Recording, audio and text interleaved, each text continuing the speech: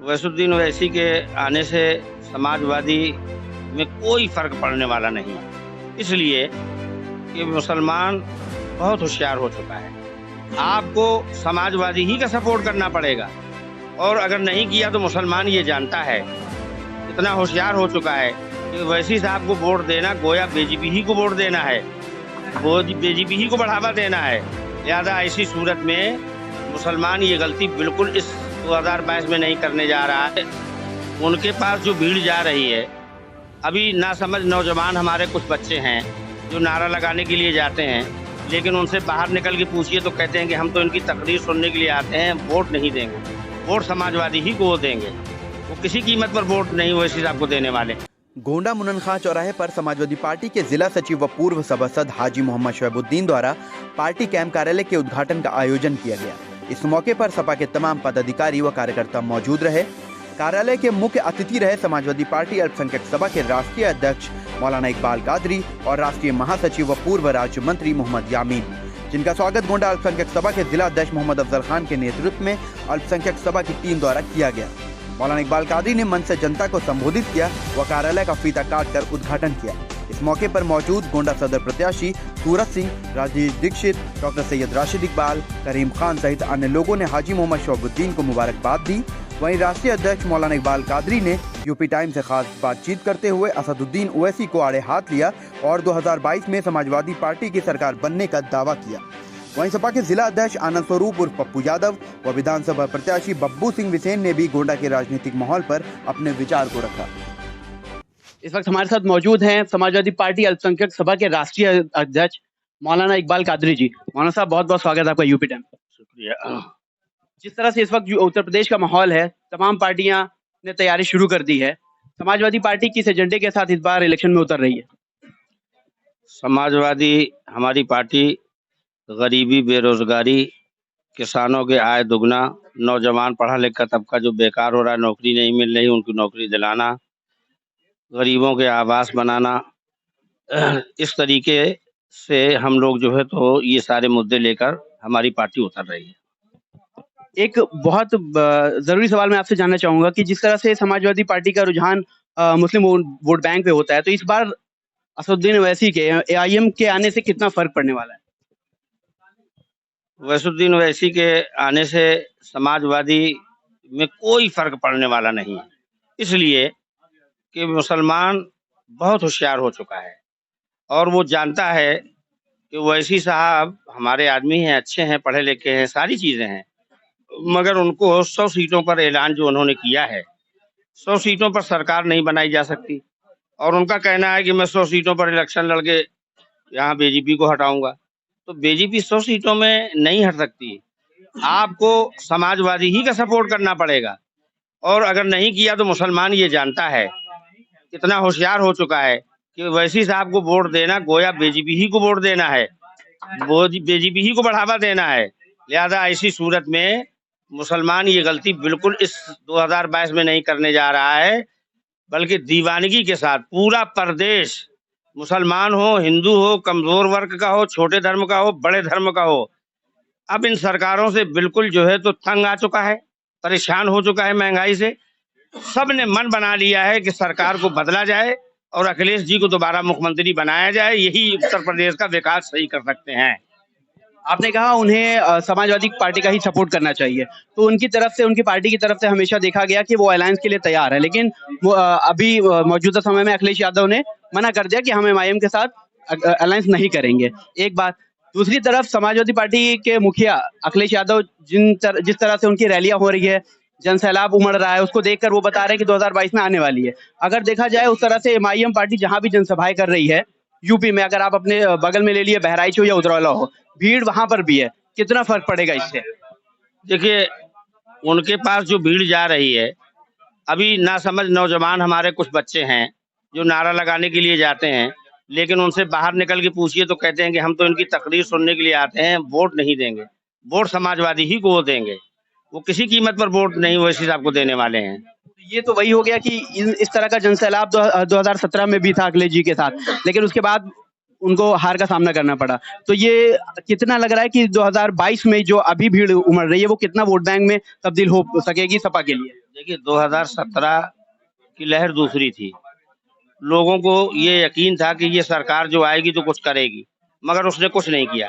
5 साल में देख लिया, अब देखने के बाद यकीन हो गया। एक मर्तबा आदमी दान देने में धोखा करता है, दोबारा जो है तो दान देने में नहीं धोखा करता है, और ये तो मतदान है। उन्होंने राजा ने वादा किया था प्रजा को हिफाजत करूंगा, प्रजा की जो है तो उसकी देख रेख करूंगा। उन्होंने किसी को देख रेख नहीं की, गरीबी बेपनाह यहाँ पर सर पे लाद दी है। आज किचन चलाना लोगों को मुश्किल है, गैस खरीदना मुश्किल है, पेट्रोल खरीदना मुश्किल है।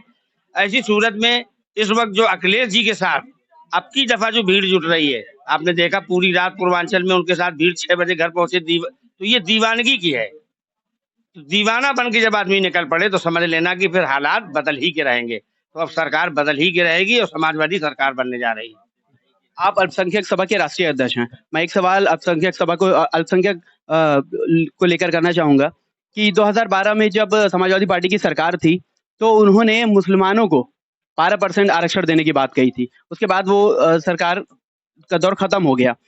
फिर से एक बार वादा हो रहा है। कितना लगता है इस बार कितना वादे पे उतरेगी समाजवादी पार्टी मुसलमानों के लिए? देखिए हम पिछले दफा 2012 में भी अपने वादे पर जहां तक हमसे हो सका हमने काम किया और मुसलमानों को फायदा पहुंचाया। हमारे आज मदारिस देख लीजिए, गिरान पर आने का यही समाजवादी देने वाली है। आज जो है तो हमारे साइंस टीचर जो भारत सरकार तनख्वाह देती थी, 3-3 हजार रुपया जो है तो हमारे अखिलेश जी ने बढ़ाया था। तो इस तरीके से अखिलेश जी को मुकम्मल ख्याल है और वो माइनॉरिटी के लिए बहुत काम करते हैं और आने वाले वक्त में इससे भी ज्यादा माइनॉरिटी का काम किया जाएगा। लेकिन जो 12% आरक्षण की बात की गई थी उसके बारे में नहीं, 12% आरक्षण के बारे में बात की थी। हम उसके लिए आज भी इसी बात पर कोशिश है कि कोशिश की जाएगी और हम हमारे एजेंडे में है वो चीजें जो अखिलेश जी ने कह दी हैं। आप जानते हैं अखिलेश जी जो कहते हैं वो जरूर करते हैं, देर सवेर कितनी भी हो जाए, लेकिन हमारे एजेंडे में है, हम उसकी पूरी कोशिश करेंगे और करने की भी कोशिश करेंगे। ये भी जो है तो हमारे मंत्रिमंडल में आएगी बात और उसके बाद जो है तो उस पर हम विचार करेंगे। आपने मदरसों का जिक्र किया। अगर मदरसा शिक्षकों की बात करते हैं तो भुखमरी की कगार पे हैं, क्योंकि अगर कई सालों से उनकी पेमेंट रुकी हुई है, सैलरी नहीं आ रही है। क्या उस पर क्या विचार है? देखिए भुखमरी का शिकार इसी सरकार में हुए हैं। मुकम्मल तौर पर हमारी जब तक सरकार रही, हम साइंस टीचर को भी, मदरसे के टीचरों को भी मुकम्मल तनख्वाह देते रहे और गिरान पर भी लेते रहे, मदरसों को बढ़ाते भी रहे। लेकिन इस सरकार ने बिल्कुल मदरसों को चौपट कर दिया और वो हमारी तालीम को, हमारी जबान को, हमारे कल्चर को बदलना चाहती है और ये पूरा देश जान चुका है। सिर्फ उसके पास एक एजेंडा है, हिंदू मुस्लिम मस्जिद मंदिर।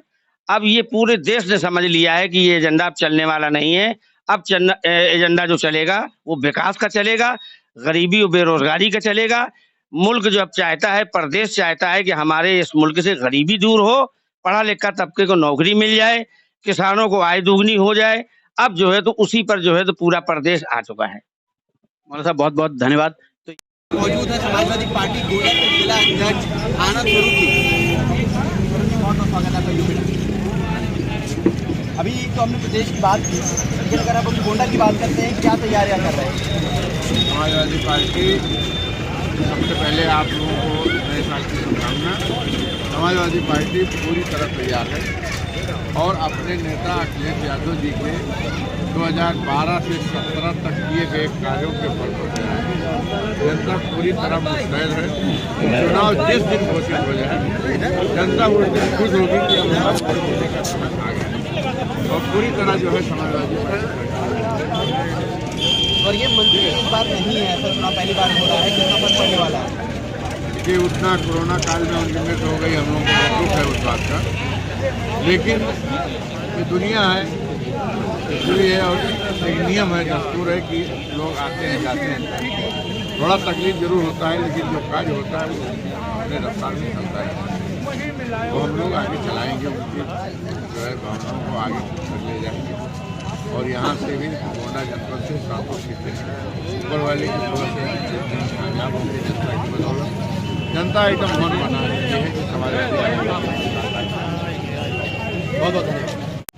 इस वक्त हमारे साथ मौजूद है बब्बू हुसैन जी, जिन्होंने 296 सदर गोंडा से समाजवादी पार्टी की दावेदारी अभी की है। तो कितनी तैयारी है आपकी? हम लोगों की पूरी तैयारी है। हम लोग पार्टी के हर कार्यक्रम में जैसे किसान घेरा कार्यक्रम, युवा घेरा कार्यक्रम, साइकिल यात्राएं, किसान सम्मान ट्रैक्टर रैली, या फिर जितने भी कार्यक्रम पार्टी के आए इसमें हम लोगों ने बहुत बड़ी संख्या में बढ़ चढ़कर हिस्सा लिया। उसके अलावा गांव-गांव, पुरवा, मजरा, चौक चौराहे पर हम लोग घूमकर हर एक जगह जन जन तक पहुंचकर हर दरवाजे तक हम लोग समाजवादी पार्टी की नीतियों का, अखिलेश यादव जी के संदेश का पूरे विधानसभा में जन जन तक पहुंचाने का काम किया। लगभग इस विधानसभा में हमने 80 से 85 किसान घेरा कार्यक्रम किया। लगभग 70 विजय चौपाल, जिसको हम लोगों ने नाम दिया है क्योंकि हमारे अखिलेश यादव जी की जो रथ यात्रा है, विजय रथ यात्रा है, तो विजय चौपाल नाम देकर लगभग 70 से 80 विजय चौपाल कार्यक्रम कर चुके। तो हम लोग पूरी तरीके से तैयार हैं। अब बस चुनाव का इंतजार है और अगर पार्टी हमारे ऊपर विश्वास हमको दिखाती है हमारे ऊपर, तो चुनाव का इंतजार है और ये सीट अखिलेश जी के खाते में हम लोग देने का काम करेंगे। और उसके बावजूद मैं एक बात कहना चाहता हूँ कि मैं समाजवादी पार्टी का सिपाही हूँ। शीर्ष नेतृत्व का जो भी आदेश होगा मैं मानने को तैयार हूँ। ये सिर्फ एक टिकट की लड़ाई नहीं है, ये एक चुनाव की लड़ाई नहीं है। अखिलेश जी ने कहा है कि ये लोकतंत्र बचाओ लड़ाई है। हम सबको उसमें हिस्सा लेना है जिससे देश की राजनीति को दिशा मिले। अगर केस में अगर देखा जाए, अगर अखिलेश यादव जी ने आप पर विश्वास नहीं जताया, उसके बावजूद पार्टी के साथ देना, मैंने अभी क्या कहा, ये सिर्फ एक टिकट की लड़ाई नहीं, ये एक चुनाव की लड़ाई नहीं, ये लोकतंत्र बचाओ लड़ाई है जो हमारे पार्टी के माननीय राष्ट्रीय अध्यक्ष आदरणीय अखिलेश यादव जी ने आह्वान किया। हम लोग सच्चे सिपाही हैं समाजवादी पार्टी के, समाजवादी पार्टी के झंडे के साथ जिए हैं, उसी झंडे के साथ मरे। नववर्ष का पहला दिन जनपद वासियों को लेकर आता हूँ। जनपद वासियों को नववर्ष के दिन मैं यही संदेश दूंगा कि ये वर्ष जो आ रहा है ये बहुत बड़े बदलाव का वर्ष है, जिसमें शिक्षा में समानता, किसानों को न्याय, मजदूरों को उनका हक, छात्रों को और नौजवानों को रोजगार, विकास, ये तमाम ऐसे मुद्दे हैं जिस पर हमारी पार्टी लगातार आवाज उठाती रही। तो ये वर्ष इसी जो है मुद्दों को साकार करने का वर्ष है। आने वाले चुनाव में जनता से यही अपील है कि समाजवादी पार्टी को जिताएं, जिससे ये सारे मुद्दे धरातल पर आ सकें और जो है लोगों का विकास हो सके। बहुत बहुत मैं फरहान यूपी टाइम्स से। धन्यवाद।